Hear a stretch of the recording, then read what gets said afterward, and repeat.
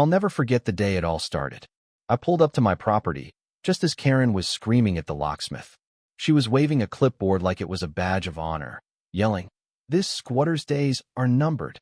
I stood there, frozen for a second, staring at her as she shrieked in front of my house, practically popping veins out of her neck. Only problem? The squatter was me. Let me rewind a couple of weeks. I had just moved into the third of 6 houses I own on the block, part of a smart investment I made in an HOA community that tanked during the housing bubble. The place was a ghost town, but I had big plans. I was ready to renovate these houses and turn the whole block around. But of course, there was one little problem. Karen. She was the self-proclaimed sheriff of the neighborhood and, of course, the HOA vice president. I guess you could say she wasn't thrilled that someone like Miss Sumione with actual ownership was setting foot in her so-called kingdom. It only took 24 hours for Karen to find me. A neon orange violation notice slapped right on my front door. Unregistered occupant, it said. No knock, no warning, just a piece of paper stuck to my door like I was some kind of criminal. Karen showed up next, wearing her signature pink visor and ankle weights, all chipper, like she was about to bust a criminal mastermind. Her greeting? "Are you authorized to be on this property?" I just looked at her. "I own this property," I said, with a smile. She blinked. Twice. "Which realtor?" she asked, like I was just another renter. I told her, no, I wasn't renting. I already own the place. Her smile faded faster than cheap lipstick in the sun. "Well, that doesn't exempt you from our community standards," she sniffed. "And I don't recall your name being on the occupancy register." The very next day, a paper plate of cookies clearly reused arrived on my doorstep. A welcome to the neighborhood gift from Karen. Only the cookies were moldy, and the note that came with them was just as ridiculous. Reminder, lawn height must not exceed 1.5 inches in respect for community harmony. Signed, Karen, HOA Enforcement. And that wasn't all. The HOA rules were absurd. No blue holiday lights. No basketball hoops. And definitely no visible garden gnomes taller than 18 inches. It was like living under the watchful eyes of a suburban dictator.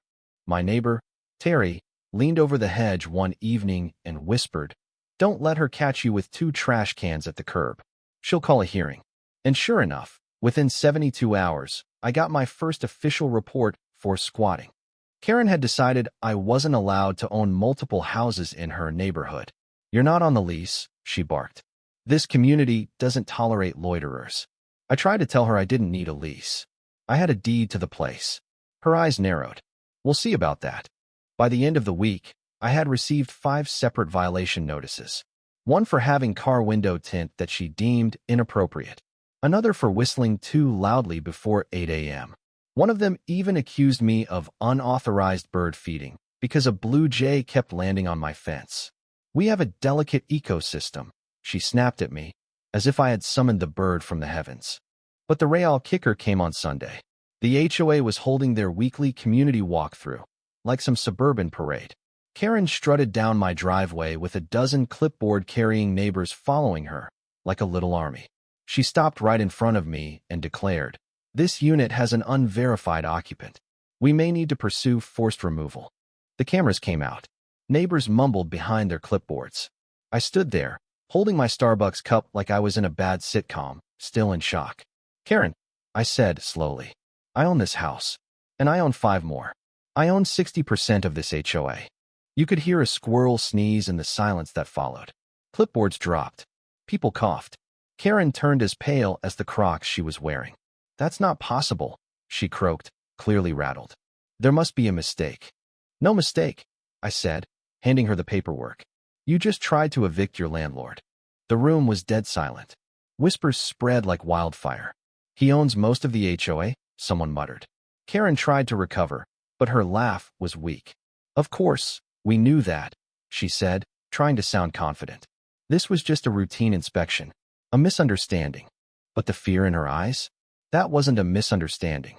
Her empire, built on rules and intimidation, had just cracked. She wasn't facing some scared newcomer anymore. She was facing the majority stakeholder of her little kingdom.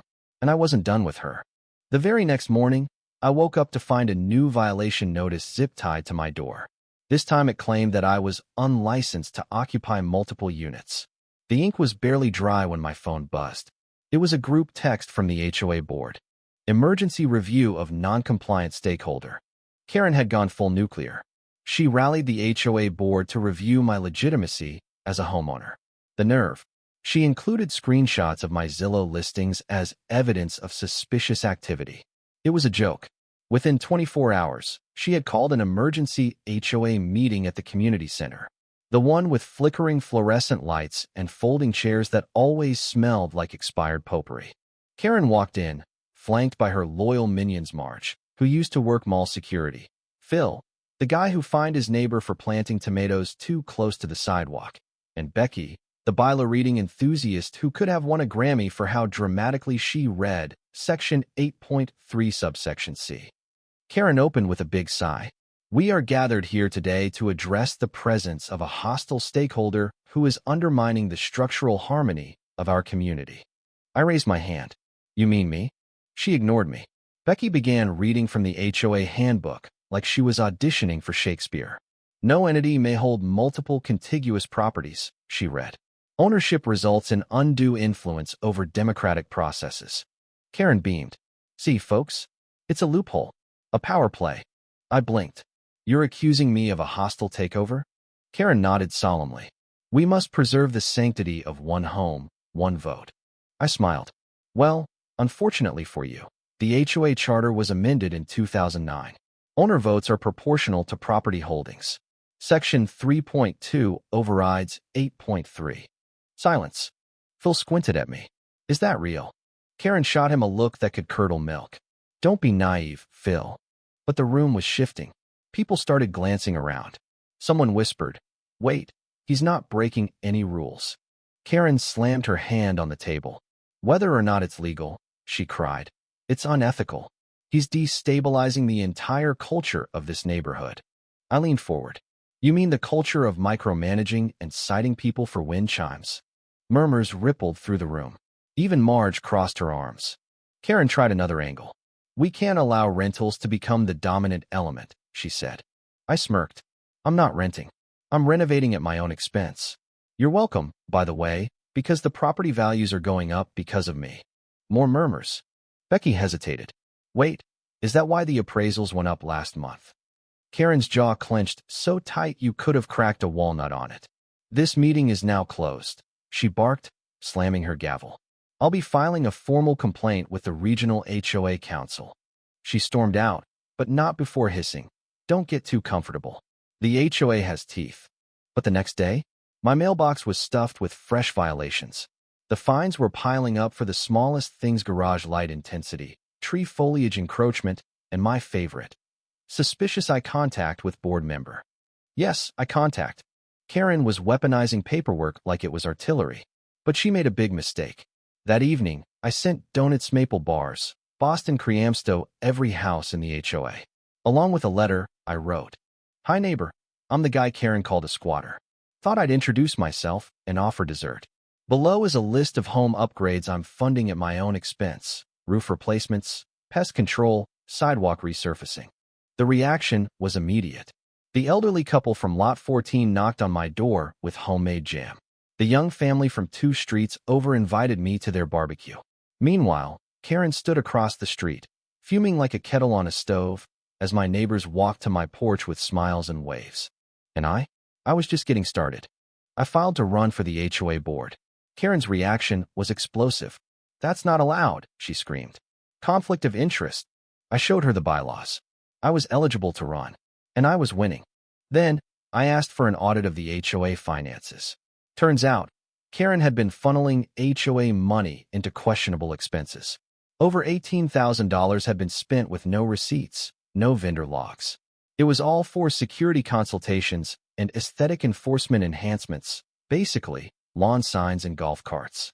I compiled everything into a PDF, titled it, Where Did the Money Go?, and sent it to every homeowner. The emails started flooding in. How can we help? Can we host a Q&A with you? Karen tried to push back, but the damage was done. People started questioning her. They noticed the rot beneath her rule. It wasn't long before Karen's whole empire began to collapse under its own weight. It all came to a head when Karen tried to sabotage one of my properties again. This time, she sent a locksmith to break in. I caught him. I had the police on the phone and my contractor on speaker. Karen tried to seize my property, and the cops? They didn't buy it. But I wasn't done yet. I filed a complaint with the state's HOA Oversight Commission. They launched an investigation. And Karen? She didn't know it yet, but her days were numbered. And then it all exploded. The story hit the news, viral on TikTok, Twitter, and the local press. Karen was the villain, and the whole neighborhood rallied around me. They saw Karen for who she really was, a power-hungry bully. The final blow came when the city council launched its own investigation. They found that Karen had been mismanaging funds for years.